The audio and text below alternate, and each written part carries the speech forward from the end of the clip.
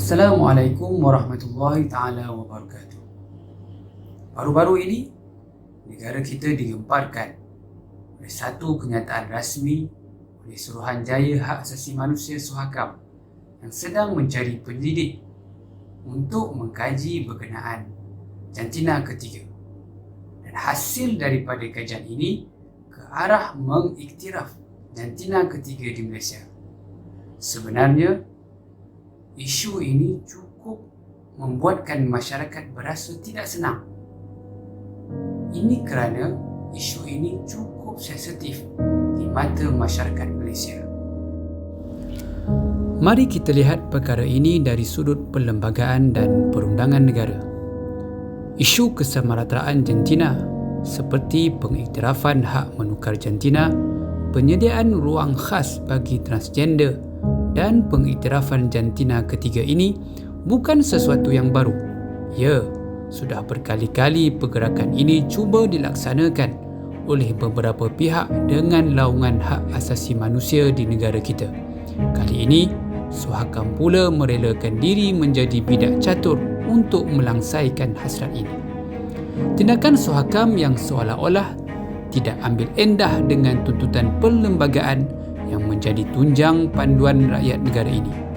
Perjuangan untuk mengiktiraf jantina ketiga ini tidak lain hanya bertentangan dengan perkara 3-1 Perlembagaan Persekutuan yang telah dinyatakan dengan jelas akan kedaulatan agama Islam sebagai agama persekutuan. Bukan itu sahaja, tindakan tersebut juga bertentangan dengan Seksyen 4-4 Akta Suhakam sendiri yang menghadkan Suhakam supaya memperjuangkan deklarasi hak asasi manusia hanya setakat perkara yang tidak bertentangan dengan perlembagaan persekutuan. Dengan itu, kontradiksi telah pun berlaku. Sebarang usaha ke arah mengiktiraf jantina ketiga di Malaysia tidak boleh diterima kerana pertama, ia membuka ruang kepada perlakuan jenayah, seterusnya menjadi ancaman kepada undang-undang negara.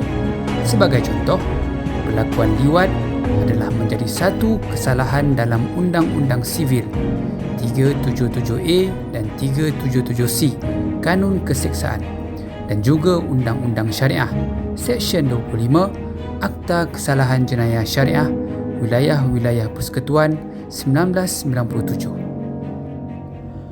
Yang kedua, membuka ruang kepada penipuan jantina terhadap pasangan, iaitu gender identity fraud. Risiko lebih besar di negara Malaysia yang masih teguh pegangan agama dan nilai ketimuran adalah perkahwinan didirikan atas sebab penipuan. Sebagai contoh, lelaki mahu berkahwin dengan wanita sejati. Begitu juga sebaliknya bagi wanita yang mahu berkahwin dengan lelaki sejati, tetapi telah berkahwin dengan bukan lelaki atau wanita asli kerana jantina ketiga diterima dan dibenarkan.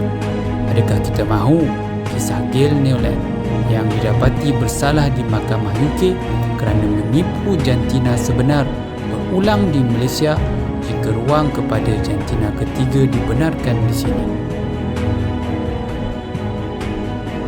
Yang ketiga, rakyat negara ini majoritinya beragama Islam dan perlembagaan negara meletakkan Islam sebagai agama rasmi persekutuan, manakala agama lain bebas diamalkan dalam negara.